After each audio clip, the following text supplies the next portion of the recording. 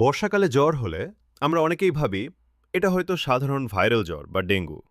কিন্তু আপনি কি জানেন বৃষ্টির নোংরা পানিতে লুকিয়ে থাকতে পারে এক মারাত্মক ব্যাকটেরিয়া যার নাম লেপ্টোস্পাইরোসিস। লেপ্টোস্পাইরোসিস হলো একটি ব্যাকটেরিয়াজনিত সংক্রমণ। মূলত ইঁদুরের প্রস্রাব মিশ্রিত পানি বা কাদা থেকে এই রোগ ছড়ায়। লেপ্টোস্পাইরোসিস হলো একটি ব্যাকটেরিয়াজনিত সংক্রমণ। মূলত ইঁদুরের প্রস্রাব মিশ্রিত পানি বা কাদা থেকে এই রোগ ছড়ায়। কারা বেশি ঝুঁকিতে? কৃষক, ড্রেন পরিষ্কার কর্মী, বন্যাকবলিত এলাকার মানুষ যারা দীর্ঘ সময় পানি বা কাদায় কাজ করেন।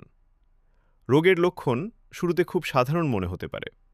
হঠাৎ উচ্চ জ্বর, শরীর ও পেশিতে তীব্র ব্যথা, মাথা ব্যথা, চোখ লাল হয়ে যাওয়া, বমি বা দুর্বলতা। অনেক সময় এটি ডেঙ্গু বা ফ্লুর মতো মনে হয়, কিন্তু অবহেলা করলে পরিস্থিতি ভয়াবহ হতে পারে। গুরুতর ক্ষেত্রে ল্যাপ্টোস্পাইরোসিস সৃষ্টি করতে পারে জন্ডিস, কিডনি বিকল হওয়া, ফুসফুসে রক্তক্ষরণ, শ্বাসকষ্ট, এমনকি মৃত্যুও। তবে সুখবর হল সময়মতো চিকিৎসা শুরু করলে এই রোগ পুরোপুরি ভালো হতে পারে। নিজেকে সুরক্ষিত রাখতে বন্যার নোংরা পানি এড়িয়ে চলুন। বাইরে কাজ করলে বুট ও গ্লাভস ব্যবহার করুন। শরীরে কাটা বা ক্ষত থাকলে জুতো পরিষ্কার করুন। জ্বর হলে দ্রুত চিকিৎসকের কাছে যান।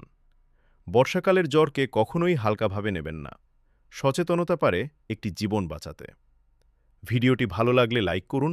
আরও স্বাস্থ্য সচেতন ভিডিও পেতে সাবস্ক্রাইব করুন মেডটিউব বাংলাকে। ভিডিওটি শেয়ার করুন আপনার পরিবার ও বন্ধুদের সাথে।